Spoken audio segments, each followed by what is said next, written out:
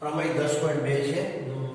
એની સાબિતી નથી આપવાની, પણ આપણે એની સાબિતીની ચર્ચા કરશું અને એ કન્સેપ્ટનો આપણે ઉપયોગ પણ કરશું સ્વાધ્યાય 10.1માં 2માં સોરી. અને કેટલાક સાબિતીના દાખલાઓ જે અત્યારે 70% કોર્સમાં નથી, પણ થોડી ચર્ચા કરશું તો આગળ જતા વર્તુળનો કન્સેપ્ટ આપણે ક્લિયર થાય. અહીંયા પ્રમેય 10.2 કહે છે કે વર્તુળની બહારના બિંદુમાંથી દોરેલા સ્પર્શકોની લંબાઈ સમાન હોય છે. પહેલી વાત તો એ કે વર્તુળનું બહારના બિંદુમાંથી વર્તુળને બે સ્પર્શકો દોરી શકાય. તો વર્તુળની બહારનું બિંદુ એ છે, એ માંથી વર્તુળને એક સ્પર્શક દોર્યો AB અને બીજો સ્પર્શક દોર્યો AC. ખરેખર સ્પર્શક છે એ રેખા છે, આપણે સરળતા કરતા એ અટકાવી દઈએ છીએ, પણ ખરેખર આ રેખા છે. આમ અનંત જાય છે, આમ પણ આગળ જાય છે. એ જ રીતે અહીંયા AC આ પણ રેખા છે, પણ C બિંદુએ અટકાવી દે. સ્પર્શકની લંબાઈ શબ્દ આવે ત્યારે બહારના બિંદુથી વર્તુળ પરના બિંદુ સુધીનું અંતર એને સ્પર્શકની લંબાઈ કહેવાય. બાકી સ્પર્શક તો રેખા છે, રેખાની લંબાઈ ન હોય, પણ સ્પર્શકની લંબાઈ એટલે રેખાખંડ તરીકે લઈ છે કે બહારના બિંદુમાંથી અહીંયા C સુધીનું અંતર, બહારના બિંદુમાંથી B સુધીનું અંતર, તો આ સ્પર્શકોની લંબાઈ સમાન હોય છે. એટલે કે AB બરાબર AC હોય છે. આનો આપણે દાખલામાં ઉપયોગ કરશું. હું એની સાબિતી તમને સમજાવું છું. અહીંયા આપણે એવું વિચારીએ કે આપણે બધા જાણીએ છીએ પ્રમેય 10.1 કે વર્તુળમાં સ્પર્શ બિંદુએ દોરેલી ત્રિજ્યા સ્પર્શકને લંબ હોય છે. એટલે કે OBA કાટકોણ ત્રિકોણ થાય. સ્પર્શ બિંદુએ દોરેલી ત્રિજ્યા સ્પર્શકને લંબ હોય છે, એટલે OCA આ પણ કાટકોણ ત્રિકોણ થાય. હવે જો આપણે O થી A સુધીને જોડી દઈએ, મેં ડોટેડ લાઈન બરાબર ડાર્ક કરું છું, તો ત્રિકોણ OBA બને અને ત્રિકોણ OCA બને. હવે આ બંને ત્રિકોણને આપણે જો એકરૂપ સાબિત કરી દઈએ, એકરૂપ એટલે એની બધી બાજુ બધા કોણ સરખા, જો એકરૂપ સાબિત કરી દઈએ તો AB બરાબર AC સાબિત થઈ જાય. તો હવે આપણે એને એકરૂપ સાબિત કરીએ તો ત્રિકોણ OBA તથા ત્રિકોણ OCA માટે હવે એકરૂપતાની શરતો આપણે 9મા ધોરણમાં ભણી ગયા છીએ કે બા ખૂબા શરત, ખૂબા ખૂ વગેરે વગેરે, બરાબર છે, યાદ આવે છે ને? તો હવે આપણે એ પ્રમાણે જોઈએ તો ત્રિકોણ OBA માં ખૂણો OBA કાટખૂણો છે, તો સામે OCA પણ કાટખૂણો છે. એટલે કે ખૂણો OBA બરાબર ખૂણો OCA બંને કાટખૂણા. આપણી પેલી કાકબાની શરત પ્રમાણે આ મળ્યો કાટ. હવે OBA માં જો B કાટખૂણો હોય તો OA કર્ણ હોય, OCA માં C કાટખૂણો હોય તો OA કર્ણ હોય. તો બેયમાં કર્ણ તો સામાન્ય બાજુ છે, કોમન છે, એટલે કા પછી ક. OA બરાબર OA શું કામ સમાન છે? તો કે સામાન્ય બાજુ બેયમાં આવેલી છે, બંને કાટખૂણા પછી સામાન્ય બાજુ. હવે આ કાટખૂણો, આ કર્ણ, તો હવે એની બાજુ, તો એની એક બાજુ છે AB, સામે AC અને OB અને OC. પણ AB અને AC તો આપણે સમાન સાબિત કરવા છે. તો હવે આપણે આ બાજુ વિચારીએ, OB બરાબર OC શું કામ આ બંને સરખા છે? વિચારો ને. O એટલે વર્તુળનું કેન્દ્ર, B એટલે વર્તુળ પરનું બિંદુ, O એટલે વર્તુળનું કેન્દ્ર, C એટલે વર્તુળ પરનું બિંદુ. તો વર્તુળના કેન્દ્રથી વર્તુળ પરના બિંદુ સુધીના અંતરને વર્તુળની ત્રિજ્યા કહે છે. તો OB ત્રિજ્યા છે, OC પણ ત્રિજ્યા છે, તો એક જ વર્તુળની ત્રિજ્યાઓ છે, માટે બે સમાન છે. તો કા ક બા OB બરાબર OC, અને એનું કારણ શું? એક જ વર્તુળની ત્રિજ્યાઓ, તો આ પણ સમાન હોય. હવે તમે જુઓ તો કા ક બા પ્રમાણે આપણે લખાય કે OBA સંગતતા OCA એકરૂપતા થાય. કૌંસમાં લખવાનું કા ક બા શરત પ્રમાણે. તો આ બંને એકરૂપ હોય તો એની બધી બાજુ બધા ખૂણા સરખા હોય. CPCT બરાબર ને, કોંગ્રુઅન્ટ પાર્ટ ઓફ કોરસ્પોન્ડિંગ ટ્રાયેંગલ. તો એટલે કે એકરૂપ ત્રિકોણની અનુરૂપ બાજુઓ. તો હવે આ પ્રમાણે આપણે કહીએ તો AB બરાબર AC, AB બરાબર AC. તેથી AB બરાબર AC સાબિત થાય. એટલે કે આ વર્તુળની બહારના બિંદુમાંથી દોરેલા બંને સ્પર્શકોની લંબાઈ સમાન છે. એક બીજી વાત જ્ઞાન ખાતર સ્પષ્ટતા સાથે જોઈ લઈએ કે તમે અહીંથી વિચારો OBAC શું બન્યું? ચતુષ્કોણ. ચતુષ્કોણને કેટલા ખૂણા હોય? 4 ખૂણા. એમાંથી તમે જુઓ આ ખૂણો કાટખૂણો છે, આ ખૂણો એ કાટખૂણો છે. તો ચતુષ્કોણના 4 ખૂણાના માપનો સરવાળો 360 હોય. એમાંથી બે કાટખૂણા એટલે 90 * 180 બાદ થઈ ગયા. તો પાછળ વધ્યા 180. તો આ બે ખૂણાનો સરવાળો 180 હોય. પણ આખો ખૂણો એટલે કે ખૂણો BOC અને ખૂણો BAC આ બંને પૂરક કોણ છે. દાખલામાંનો ઉપયોગ કરી શકાય. ખૂણો BOC વત્તા ખૂણો BAC બરાબર 180. એટલે કે આ બંને ખૂણા પૂરક કોણ છે. હવે તમે આગળ વિચારો કે BOC છે આ એનો દ્વિભાજક છે. તો આ બે ખૂણા સરખા હોય. આ AO પણ દ્વિભાજક છે માટે આ બંને ખૂણા પણ સરખા હોય. તો હવે આપણને કંઈ પણ એક વસ્તુ આપી હોય તો બાકીની બધી મળી જાય. ધારો કે અહીંયા આપણને આ ખૂણો 60 કીધો હોય તો તમે વિચારો તો આપણા આખો કેટલો હોય? 60. તો 60 અને 60 120. આ બંને પૂરક છે માટે આ આખો 180 માંથી 120 જાય તો 60. મતલબ કે આ બંને 30 હોય. હવે બીજી રીતે સાબિતી થાય. જો આ આપણે વિચારીએ કે આ ત્રિકોણ કાટકોણ ત્રિકોણ છે, આ 90 નો ખૂણો છે, આ જો 60 હોય તો ત્રિકોણના 3 ખૂણાના માપનો સરવાળો 180. તો 90 + 60 150. તો પાછળ વધ્યા 30. એટલે કે આ એક ખૂણો મળી જાય તો આ મળી જાય અને પછી આના ડબલ આખો ખૂણો મળી જાય તો આ પણ આખો મળી જાય. એટલે કે દાખલો આપણે અનેક રીતે આમાં કરી શકીએ. આપણને નાના નાના ખાલી જગ્યાના MCQ ના પ્રશ્નો પૂછાય કે આપણને એમ કહે કે ખૂણો BAC 100 છે. જો BAC આખો 100 હોય તો આ કેટલો હોય? 50. આ 50 હોય તો આ કેટલો વધે? 40.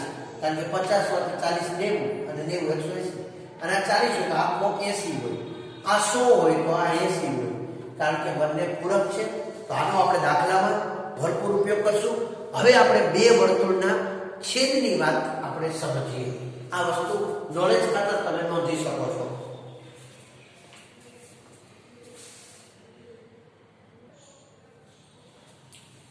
હવે બે વર્તુળોના છેદ માટેની 3 ઘટનાઓ છે. ચોથી ઘટના કહી શકાય કે બે વર્તુળ પરસ્પર છેદતા નથી. એની વાત પછી કરશું. તો બે વર્તુળોનો છેદ. તો પહેલી ઘટના છે બે વર્તુળો બે ભિન્ન બિંદુઓમાં છેદે છે. બે વર્તુળ, આ વર્તુળનું કેન્દ્ર જે P છે, આ વર્તુળ જેનું કેન્દ્ર Q છે, આ બંને એકબીજાને બે ભિન્ન બિંદુ A અને B માં છેદે છે. આ વર્તુળો P કેન્દ્ર વાળું વર્તુળ, આ Q કેન્દ્ર વાળું વર્તુળ એકબીજાને A અને B બિંદુમાં છેદે છે. હવે તમે જુઓ તો અહીંથી P થી A એ પહેલા વર્તુળની ત્રિજ્યા R1 છે. Q થી A એ બીજા વર્તુળની ત્રિજ્યા R2 છે. હવે આ બે વર્તુળ વચ્ચેનું અંતર લઈએ, બંનેના કેન્દ્ર વચ્ચેનું, બંને વર્તુળના કેન્દ્ર વચ્ચેનું અંતર લઈએ PQ. તો તમે જો બે અહીંયા ચાઈને બદલે તો તમે જોઈ શકો છો કે PM, PN એટલે શું? પહેલા વર્તુળની ત્રિજ્યા R1 અને QM એટલે શું? બીજા વર્તુળની ત્રિજ્યા R2. તો R1 + R2 લઈએ તો આટલો ભાગ છે એ બેયમાં આવ્યો. R1 માં MN આવ્યું, R2 માં MN આવ્યું. તો બેયમાં MN આવ્યું એટલે એક વખત MN શું કરવાનું? બાદ. એટલે કે આપણે એમ કહી શકીએ કે આ બે વર્તુળના કેન્દ્રો વચ્ચેનું અંતર બેની ત્રિજ્યાની બાદબાકી કરતા વધુ હોય, આ PQ અંતર, અને બંનેની ત્રિજ્યાના સરવાળા કરતા ઓછું હોય. અથવા તો આપણે આ પુસ્તકમાં આ નથી આપેલું પણ આપણે સમજીએ. આપણે એમ કહી શકાય કે બંને વર્તુળના કેન્દ્ર વચ્ચેનું અંતર બંનેની ત્રિજ્યાના તફાવત એટલે કે બાદબાકી કરતા ઓછું વધુ હોય અને સરવાળા કરતા ઓછું હોય. પણ જો આપણે એમ કેવું હોય તો કહી શકીએ કે આ PQ નું અંતર R1 વત્તા R2 માઇનસ mn R1 વત્તા R2 માઇનસ mn છે. જો કોઈ ટૂંકો દાખલો એવો આપેલો હોય તો આપણે એનો ઉપયોગી કરી શકીએ કે દાખલા તરીકે એમ કહીએ કે એક વર્તુળની ત્રિજ્યા 8 સેમી છે, બીજા વર્તુળની ત્રિજ્યા 6 સેમી છે અને આ બંને વચ્ચેનું અંતર mn છે એ ધારો કે 4 એકમ આપેલું છે. તો PQ અંતર શોધો. તો જો PQ બરાબર R1 એટલે 8, R2 એટલે 6 માઇનસ mn એટલે 4, તો 8 ને 14 માંથી 4 જાય તો PQ ની કિંમત 10. આવા ટૂંકા પ્રશ્નો આપણને આપી શકે. તો અહીંયા બે બિંદુમાં છે ને ત્યારે બંનેના કેન્દ્ર વચ્ચેનું અંતર R1 R2 માઇનસ mn આ કરી શકાય. અથવા બીજી રીતે પણ કહી શકાય કે બંનેના કેન્દ્ર વચ્ચેનું અંતર બંનેની ત્રિજ્યાના તફાવત કરતાં વધુ અને સરવાળા કરતાં ઓછું હોય છે. હવે બે વર્તુળો પરસ્પર એક બિંદુમાં છેદે પણ બહારથી એક બિંદુમાં છેદે. આ રીતે પરસ્પર બહારથી એક બિંદુમાં છેદે તો બંનેના કેન્દ્ર વચ્ચેનું અંતર જુઓ તો આ પહેલા વર્તુળની ત્રિજ્યા R1 અને બીજા વર્તુળની ત્રિજ્યા R2. તો બહારથી એક જ બિંદુમાં જ્યારે સ્પર્શે ત્યારે બંનેના કેન્દ્ર વચ્ચેનું અંતર બંનેની ત્રિજ્યાના સરવાળા જેટલું હોય, R1 પ્લસ R2 હોય. હવે બંને વર્તુળો પરસ્પર અંદરથી એક બિંદુમાં છેદે. દાખલા તરીકે આ પહેલું વર્તુળ છે P જેની ત્રિજ્યા આ ટોટલ R1 છે, આ બીજું વર્તુળ Q કેન્દ્ર છે જેની ત્રિજ્યા R2 છે. તો હવે બંનેના કેન્દ્ર વચ્ચેનું અંતર જોતું હોય તો તમે જાણો છો કુલ લંબાઈ R1 એમાંથી આ R2 બાદ કર્યો R1 માઇનસ R2 એટલે PQ મળી જાય. પણ અહીંયા મેં માનાંકમાં એટલે લખ્યું છે કે અહીંયા આપણે સરળતા ખાતર R1 એ મોટા વર્તુળની ત્રિજ્યા લીધી છે, R2 એ નાના વર્તુળની ત્રિજ્યા લીધી છે. પણ એનાથી ઉલટું હોઈ શકે, R1 છે નાના વર્તુળની ત્રિજ્યા હોય, R2 મોટા વર્તુળની ત્રિજ્યા હોય. તો ખરેખર શું છે તો કે અંદરથી એક બિંદુમાં સ્પર્શે ત્યારે બંનેની ત્રિજ્યાનો ધન તફાવત માનકમાં લખ્યું છે ને ધન તફાવત. તો R1 માઇનસ R2 પણ ધન તફાવત, બરાબર. એટલે કે જો તમે આ માનાંક ન લખો હોય તો તમારે લખવું પડે કે R1 ગ્રેટર ધેન R2 છે.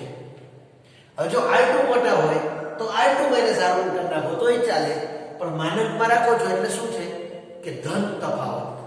અને જો માનાંક ન રાખો તો એમ કહી શકાય કે જ્યારે બે વર્તુળો પરસ્પર અંદરથી એક બિંદુમાં છેદે ત્યારે બંનેના કેન્દ્ર વચ્ચેનું અંતર બંનેની ત્રિજ્યાના ધન તફાવત જેટલું છે. એટલે કે મોટી ત્રિજ્યામાંથી નાની ત્રિજ્યા બાદ કરો. અહીંયા બંનેના સરવાળા જેટલું છે, અહીંયા બંનેના તફાવત કરતાં વધુ છે અને બંનેના સરવાળા કરતાં ઓછું છે. તો આ મુદ્દો પણ તમે પોસ્ટ કરીને લખી શકો. પછી આપણે થોડી સ્પર્શકની વાત લઈ અને પછી 10.2 ની વાત લઈશું.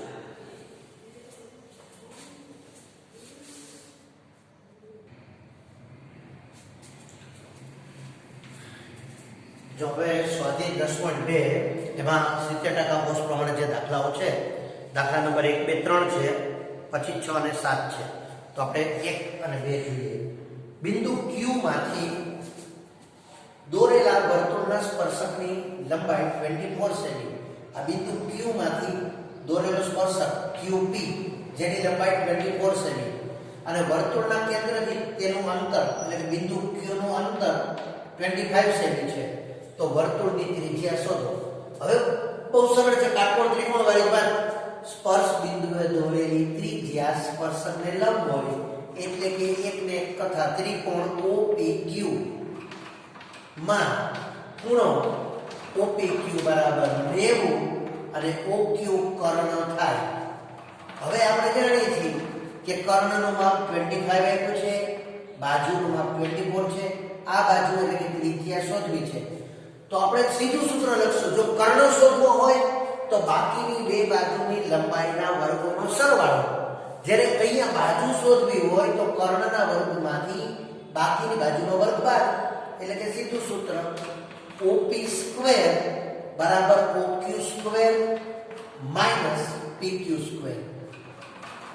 OQ ની કિંમત છે 25, એનો વર્ગ કરો તો 25 નો વર્ગ 625 માઇનસ PQ જેની કિંમત 24 છે એનો વર્ગ કરો તો 24 નો વર્ગ 576. તેથી ઓપી સ્ક્વેર બરાબર 625 માંથી 576 બાદ કરો 49, તેથી ઓપી બરાબર 7, એટલે કે આ વર્તુળની ત્રિજ્યા r બરાબર 7 સેમી થાય. હવે આપણે બીજો દાખલો જેની રકમ આપણને આપેલી છે. આપેલી આકૃતિમાં ટીપી અને ટીક્યુ એ વર્તુળના ઓ કેન્દ્રવાળા વર્તુળના બે સ્પર્શકો છે. ટીપી બરાબર ટીક્યુ અને કેન્દ્ર આગળ ખૂણો POQ 110 બને છે. તો PTQ એટલે કે આ ખૂણો શોધો. મિત્રો આપણે જાણીએ છીએ કે આ ચતુષ્કોણ છે POQT અને ચતુષ્કોણના ચારેય ખૂણાના માપનો સરવાળો 360 હોય. એમાં OP લંબ છે એટલે 90 છે, OQ લંબ છે એટલે 90 છે. તો આ 90 + 110, તો 360 માંથી આ ત્રણેય બાદ કરો એટલે આ મળી જાય. અને બીજું મેં તમને સમજાવ્યું છે કે આ બે ખૂણા 90 છે, એનો સરવાળો 180 છે. તો 360 માંથી 180 જાય તો આ બે ખૂણા એ પૂરક કોણ હોય, એટલે કે બેયનો સરવાળો 180 હોય. તો આ 110 હોય તો આ 70 થાય, એટલે મોઢે જ થાય. આપણે અહીંયા આમ લખવું કે લખી શકાય ખૂણો POQ વત્તા ખૂણો PTQ બરાબર 180. POQ અને PTQ આ બંને પરસ્પર પૂરક છે. શા માટે? તો કે ચતુષ્કોણના ચાર ખૂણામાંથી બે ખૂણા 90 ના છે, 180 બાદ થઈ ગયા, તો આ બંને પૂરક હોય. એમાં POQ જેનું માપ આપણને રકમમાં આપ્યું છે 110 વત્તા PTQ બરાબર 180, 110 સામે જાય તો ખૂણો PTQ બરાબર 180 - 110, તેથી ખૂણો PTQ બરાબર 70 થાય. એટલે કે આપણને આ ખૂણાનું માપ મળી જાય. તમે બંને દાખલા લખી લેજો, હું પોસ્ટ કરું છું.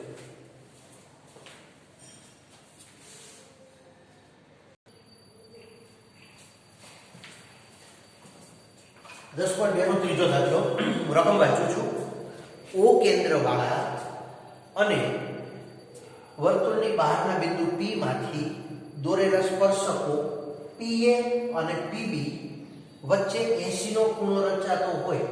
આ PA અને PB વચ્ચે 80 નો ખૂણો રચાય એટલે ખૂણો APB 80 થતો હોય તો ખૂણો POA શોધો. જો હવે સમજો શાંતિથી, મેં તો ગણિત રેકોર્ડ સમય બચે એટલે, પણ જો તમે વિચારો કે APB આ 80 છે, આપણે જાણીએ છીએ કે APB અને AOB આ બંનેનો સરવાળો 180 છે. તો પુસ્તકમાં એ લોકો શું કરે છે, દરેક વખતે ચતુષ્કોણના ચારેય ખૂણા બતાવે છે, પણ તમને ખબર છે કે OB લંબ છે, OA લંબ છે. તો આ બે ખૂણા 90 + 90 180 છે. તો બાકીના આ બે ખૂણા પૂરક છે, એટલે કે APB વત્તા AOB બરાબર 180. ખૂણો APB વત્તા ખૂણો AOB બરાબર 180. એમાં APB આપણને 80 આપ્યો છે, બે સ્પર્શકો વચ્ચેનો ખૂણો 80 આપ્યો છે. તો 80 + AOB બરાબર 180, તેથી AOB બરાબર 180 - 80, તેથી AOB બરાબર 100. પણ AOB એટલે આખો ખૂણો થાય. આ આખો ખૂણો શું છે? જ્યારે આપણે તો જોઈએ છીએ POA, તો POA છે એ AOB કરતા અડધો હોય, એટલે કે POA બરાબર 1/2 AOB, તેથી 1/2 100, તેથી POA બરાબર 50 થાય. આ મૌખિક થાય એવા દાખલાઓ છે. એના પછીનો છઠ્ઠો, કારણ કે ચોથો પાંચમો નથી, આ 70% કોર્સમાં ત્રીજા પછી છઠ્ઠો છે અને પછી સાતમો છે. તો છઠ્ઠો દાખલો જેની રકમ છે વર્તુળના કેન્દ્રથી 5 સેમી અંતરે આવેલા બિંદુ A થી દોરેલા સ્પર્શકની લંબાઈ 4 સેમી છે. તો વર્તુળની ત્રિજ્યા શોધો. ખૂબ સરળ કન્સેપ્ટ. સ્પર્શ બિંદુ દોરેલી ત્રિજ્યા સ્પર્શકને લંબ છે, એટલે PBA ત્રિકોણમાં ખૂણો PBA બરાબર 90 છે. P એ કર્ણ છે. હવે તમારી પાસે કર્ણનું માપ છે, આ બાજુનું માપ છે. PB એટલે કે ત્રિજ્યા શોધવી છે, તો PB સ્ક્વેર બરાબર કર્ણનો સ્ક્વેર એટલે PA square - AB square. PA એટલે 5, 5 નો વર્ગ 25 - 4 એટલે 4 નો વર્ગ 16, 25 માંથી 16 જાય તો 9. પીબી સ્ક્વેર બરાબર 9, તેથી પીબી બરાબર 3 સેમી, એટલે કે આ વર્તુળની ત્રિજ્યા 3 સેમી છે. હું તમારી સામે રાખું છું, તમે નોંધી લો. એટલે આપણે 7મો દાખલો જોઈએ.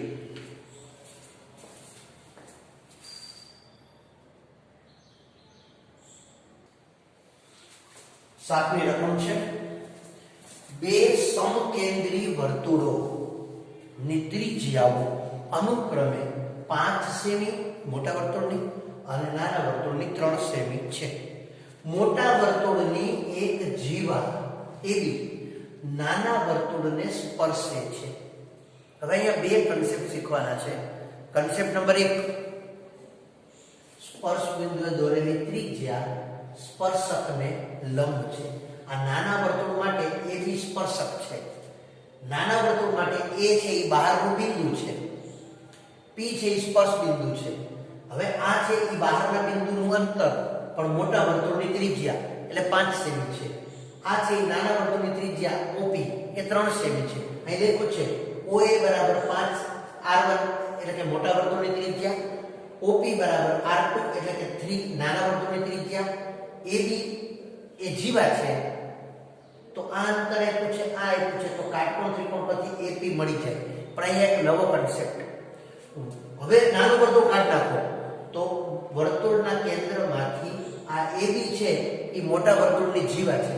તો વર્તુળના કેન્દ્રમાંથી જીવા પર દોરેલો લંબ જીવાને દુભાગે, જીવાના બે સરખા ભાગ કરે, એટલે AP અને PB. તો AP મળી જાય એટલું જ PB હોય, તો AP કરતા AB છે એ ડબલ હોય, એટલે કે જીવાની લંબાઈ મળી જાય. તો પહેલા આપણે લખશું અહીંયા ત્રિકોણ APO માટે ખૂણો APO બરાબર 90 અને OA કર્ણ છે. આપણે આ બાજુ શોધવી છે, તો કર્ણના વર્ગમાંથી આ બાજુનો વર્ગ બાદ, એટલે કે AP સ્ક્વેર બરાબર OA square minus OP square. OA એટલે 5, 5 નો વર્ગ 25 માઈનસ 3 નો વર્ગ 9, તેથી AP વર્ગ બરાબર 16, તેથી AP બરાબર 4. હવે AP મળી ગયું, આપણે તો જીવાની લંબાઈ જોઈએ છે. તો જીવા છે એ P બિંદુએ દુભાગે છે. વર્તુળના કેન્દ્રમાંથી જીવા પર દોરેલો લંબ જીવાના બે સમાન ભાગ કરે છે, દુભાગે છે. તો AP4 મળી ગયું, તો AB છે એના કરતા ડબલ હોય, એટલે કે AB બરાબર 2AP, તેથી AB બરાબર 2 × 4, એટલે કે AB બરાબર 8, એટલે કે આ વર્તુળની મોટા વર્તુળની જીવાની લંબાઈ 8 સેમી. હવે મિત્રો આ સાથે 70% કોર્સનું આ સ્વાધ્યાય 10.2 પૂરું થાય છે. 10.2 માં પહેલો, બીજો, ત્રીજો અને છઠ્ઠો, સાતમો દાખલો હતો જે આપણે પૂરા કર્યા. 10.1 પણ પૂરું કર્યું. 70% કોર્સ પ્રમાણે વર્તુળ પ્રકરણ પૂરું થાય છે. પણ આ પ્રકારના દાખલાઓનો ઘણો બધો મહાવરો કરવો પડે, ઘણી બધી પ્રેક્ટિસ કરવી પડે. કેટલાક કન્સેપ્ટ આ વખતે 30% કોર્સમાં નીકળી ગયા છે, પણ એ કન્સેપ્ટની પણ થોડી સમજૂતી લઈએ. સાબિતીવાળા દાખલાઓ નીકળી ગયા છે. આ પ્રકારના કેટલાક જટિલ પ્રશ્નો નીકળી ગયા છે, પણ આનું આપણે પુનરાવર્તન કરવું હોય તો આ વિડીયો નિહાળ્યા બાદ આપણે બહુ ટૂંક સમયમાં એક વખત લાઈવ કરીશું આ પ્રકરણ. અને લાઈવ કરીએ ત્યારે ટેક્સ્ટબુકના દાખલા નહીં ગણીએ, એના જેવા દાખલાઓ આપણે આ વખતે ગણીશું. તો લાઈવ માટે બધા રેડી રહેજો. આ સાથે આ પ્રકરણ પૂરું થાય છે. All the best. હું ફ્રેમ રાખું છું, તમે નોંધ કરી શકો.